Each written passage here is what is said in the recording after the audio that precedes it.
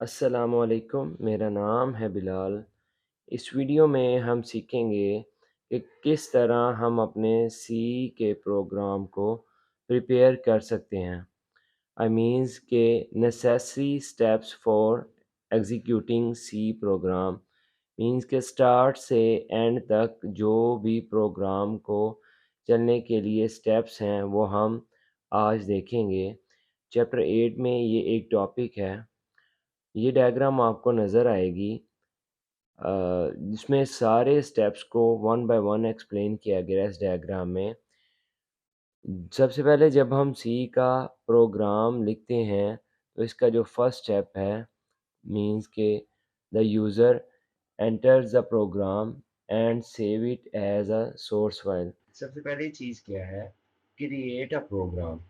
User जब create करता है कोई प्रोग्राम, इसका मतलब है कि यूज़र एडिट करता है, उसके बाद या लिखता है या पहले से लिखे गए प्रोग्राम में कोई किसी किस्म की चेंजिंग करता है या किसी स्टेटमेंट को चेंज करता है, तो उसको हम कहते हैं क्रिएटिंग अ प्रोग्राम। अब क्रिएट करने के लिए जब आप टर्बो यूज़ करेंगे, टर्बो सी प्लस प्लस जो कि एक आईडीई है, वो हम सी की प्रोग्रामिंग में आपके कोर्स में स्टार्ट करेंगे और उसको सीखेंगे। तो आपके सामने एडिट विंडो में जब आप प्रोग्राम्स लिखेंगे तो उससे मुराद है हमारा एंटरिंग अ प्रोग्राम। उसके बाद जो दूसरी चीज़ है उसको कहते हैं saving it as a source file. जब आप प्रोग्राम लिखते हैं तो आपको पता है कि आपने सी की लैंग्वेज में प्रोग्राम लिखना है, तो सी एक हाई लेवल लैंग्वेज है।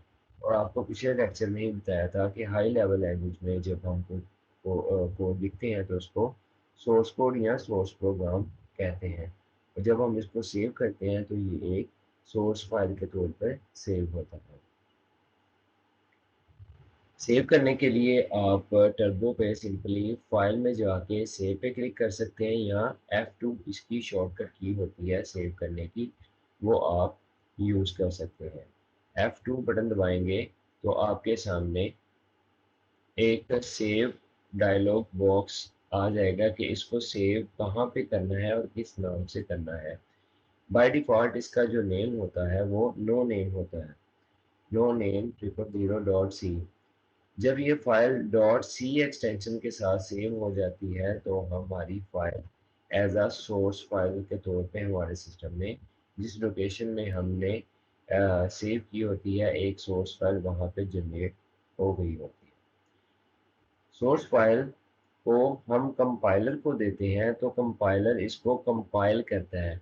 लास्ट क्लास में हमने देखा था कि कंपाइलर एज अ होल सारे के सारे इस प्रोग्राम को कन्वर्ट कर देता है किसमें, मशीन लैंग्वेज में। कंपाइलर ये सोर्स फाइल लेगा और इसको कंपाइल करके उसको ऑब्जेक्ट कोड में कन्वर्ट कर देगा। ऑब्जेक्ट कोड क्या होता है, मशीन कोड होता है। लेकिन यहाँ पे एक समझने की बात ये है कि अगर हमारी सोर्स फाइल में जो कोड हमने सी में लिखा है उसमें किसी किस्म का कोई एरर हो तो हमारी ऑब्जेक्ट फाइल जनरेट नहीं होगी, उसमें कोई ना कोई एरर आ जाएगा। तो सी का कंट्रोल एरर की लिस्ट को हमें शो करवाएगा और हम फिर उनको एरर को करेक्ट करने के बाद दोबारा से सोर्स फाइल को कंपाइलर को देंगे ताकि कंपाइलर इसको दोबारा से कन्वर्ट करके ऑब्जेक्ट फाइल में कन्वर्ट कर दें। अगर फिर से कोई एरर आ जाता है तो फिर ये स्टेप होता है, एरर लिस्ट आती है, एरर ठीक किए जाते हैं रिवाइज करके, फिर कंपाइलर की दी जाती है। जब किसी किस्म का कोई एरर नहीं होता तो हमारा सक्सेसफुली ऑब्जेक्ट फाइल जो है वो जनरेट हो जाती है। और कंपाइल करने के लिए टर्बो में जो शॉर्टकट की है वो है Alt plus F9, Alt plus F9।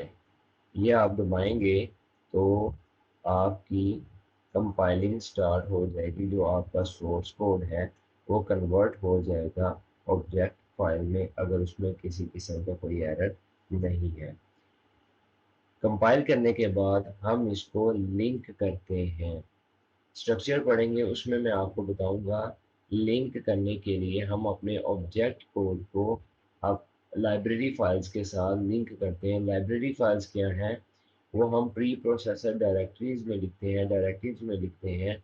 Library files pre generated code होता है जो कि प्रोग्रामर, जो कि सी के प्रोग्रामर है, उनकी तरफ से पहले से बना पड़ा हुआ है, हमने सिर्फ उनको यूज़ करना है।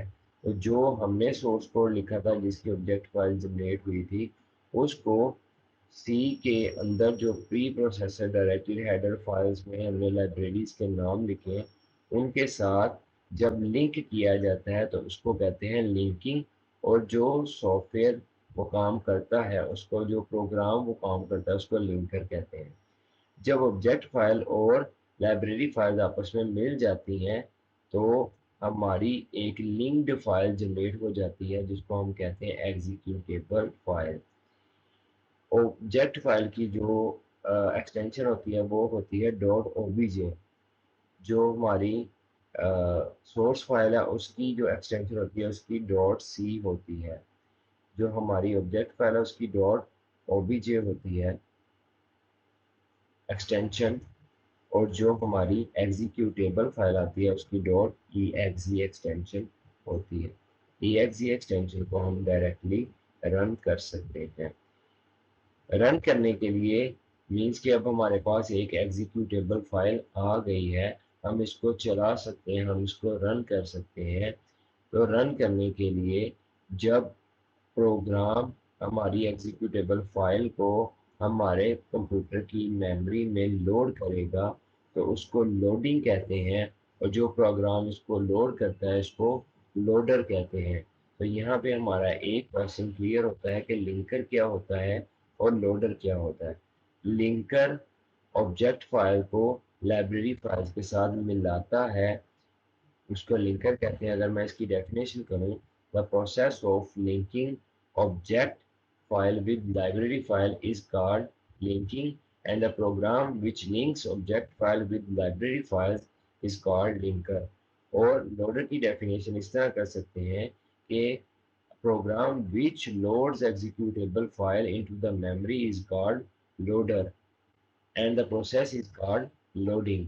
जब हमारी executable file dot E file हमारी मेमोरी में लोड हो जाती है तो हमारी जो फाइल है जो हमने सी प्रोग्राम की लिखी थी वो अब हमारी मेमोरी में रन हो रही है।